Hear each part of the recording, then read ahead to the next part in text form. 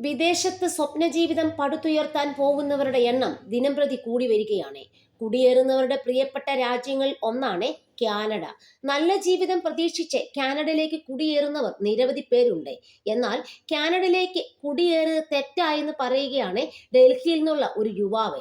കാനഡയിലേക്ക് പോയ അനുഭവത്തെ തട്ടിപ്പ് എന്നാണ് യുവാവ് വിശേഷിപ്പിക്കുന്നത്.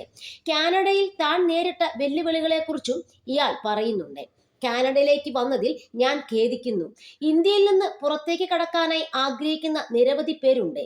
നിങ്ങൾക്കെല്ലാവർക്കുമായി ഒരു നേർചിത്രം നൽകാം. ഞാൻ കാനഡയിലാണ്. നിങ്ങൾ വിചാരിക്കുന്നത് പോലെയല്ല കാര്യങ്ങളുടെ കിടപ്പ്.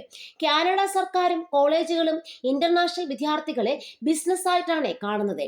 ഒരിക്കൽ അവിടെ ചെന്നിറങ്ങിയാൽ നിങ്ങൾ ചതിക്കപ്പെടുകയാണെന്ന് മനസ്സിലാവുമെന്നും യുവാവ് പറയുന്നു.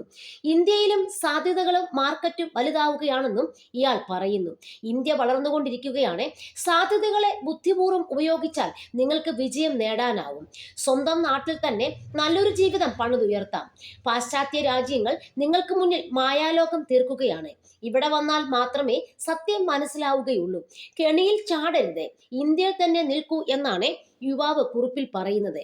യുവാവിനെ അനുകൂലിച്ചും പ്രതികൂലിച്ചും നിരവധി പേർ രംഗത്തെത്തി. ഇത് വ്യാജമാണെന്നും അധ്വാനിക്കാൻ തയ്യാറാണെങ്കിൽ നിങ്ങൾക്ക് വിജയം നേടാൻ കാനഡ പോലുള്ള രാജ്യങ്ങൾ ഉപകരിക്കുമെന്നും ചിലർ പറഞ്ഞു. എന്നാൽ യുവാവിന്റെ പോസ്റ്റ് സത്യമാണെന്ന് മറ്റൊരു കൂട്ടർ പറഞ്ഞു.